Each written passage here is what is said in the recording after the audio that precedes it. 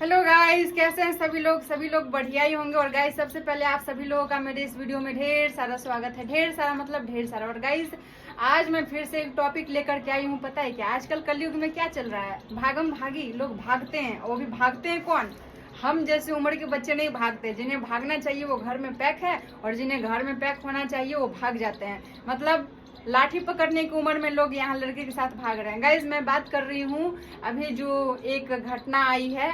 घटना में हुआ ये है कि एक जो माँ होती है वो अपने सगे दामाद के साथ फरार हो जाती है और घर का टोटल संपत्ति उठा के लेके भाग जाती है। सो गाइज जब मुझे ये पता चला ना तो मुझे बहुत ज्यादा मतलब पहले तो हंसी आई, फिर ना बहुत अजीब सा फील हुआ कि सही में यार ये कलयुग है, यहाँ कुछ भी हो सकता है। मतलब कुछ भी हो सकता है। गाइज सोचने वाली बात है कि एक माँ जो कि अपने ही बेटे का घर बर्बाद करके और खुद का भी घर बर्बाद करके, अपने पति का घर बर्बाद करके, एक लड़का का घर बर्बाद करके भाग जाती है।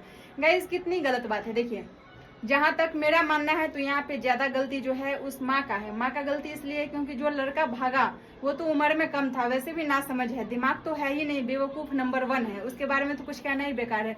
लेकिन एक माँ को देखिए कि यहाँ पे ऐसा कैसे कर सकती है। गाइस वो एक लड़के के साथ क्या सोच के भाग गई? उतना कम एज भी तो देखना चाहिए। एज कितना कम था उसका, कितना मतलब अजीब लगता है ना गाइस। बहुत ही अजीब लगा मुझे ये सुन करके, और बहुत ही बकवास बेहुदा लगा।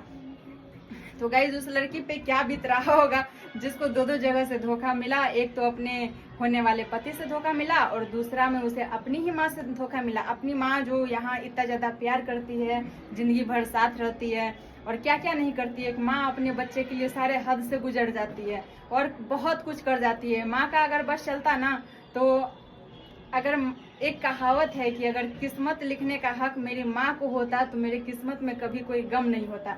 लेकिन यहाँ पे देखिए अपनी ही बेटी का किस्मत अपनी माँ ने कितने घटिया कलम से लिख दिया कि उसका पूरा जिंदगी बर्बाद कर दी। गाइज आज के इस कलयुग में पता नहीं क्या क्या हो रहा है और क्यों हो रहा है, लोग क्या कर रहे हैं, क्या सोच के कर रहे हैं। सोचने वाली बात है, कैसे ऐसा कर सकती है? क्या सोच कर वो भाग गई और घर का संपत्ति 3.5 लाख रुपया लेकर के भाग गई है। 3.5 लाख रुपया का संपत्ति लेके भाग गई। चलिए सामान लेके भागे, उसके लिए हमको ये समझ में नहीं आ रहा है, वो तो सामान लेके भागने का मैटर कुछ भी हो। लेकिन मुझे यहाँ तक बिलीव नहीं होता कि जहाँ दुनिया में इतनी अच्छी अच्छी माँ है वहाँ पे एक्सेप्शन क्यों हो जाता है कभी कभी। मतलब सोचने वाली बात है। किसी की माँ ऐसा कर सकती है, किसी की माँ नहीं कर सकती। माँ को तो सभी लोग जानते हैं, माँ कितनी अच्छी होती है। और माँ अपने बच्चे के लिए ना भगवान से भी लड़ सकती है, कुछ भी कर सकती है। लेकिन एक माँ ने यहाँ पे क्या किया? अपना घर बर्बाद कर दिया। शर्मनाक बात है ये एकदम। ऐसी माँ पे उंगली उठता है और एक माँ की वजह से फिर माँ पे भी बदनामी आना अब शुरू हो जाएगा। एक औरत गलती की और अब सबको भुगतना पड़ेगा। अब लोग बोलेंगे कि किसी की माँ किसी के साथ भाग सकती है।